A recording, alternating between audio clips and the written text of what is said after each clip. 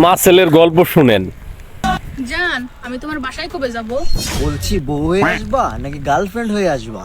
না, তোর মা হয়ে আসবে। পতিতার কাহিনীটা দেখেন কি করতেছে। এই চল তোরা চোখে ডাক্তার দেখাবো। হেই, কেন কি আইছে? আমার চোখ তো ঠিকই আছে। ও বাবা, এই কালু, আমি যে তোরে ভালোবাসি এটা তুই সই দিস। এরা তো নষ্ট, দেখেন খালি দেখেন।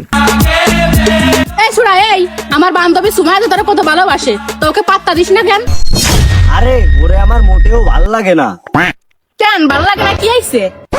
আরে ওর মা যে কত সুন্দর, ওর মারে আমার বেশি ভালো লাগে। এরা টাকার জন্য সবকিছু করতে পারে, এরা টাকার জন্য সবকিছু করতে পারে, বুঝতে পারছেন?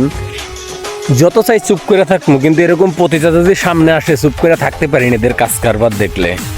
কিছুক্ষণ আগেই ছেলেরে বানাইলো ছেলে, তারপরে বানাইলো বয়ফ্রেন্ড, তারপরে বানাইলো বান্ধবীর বয়ফ্রেন্ড, তারপরে কি বানাইলো বান্ধবীর মার বয়ফ্রেন্ড।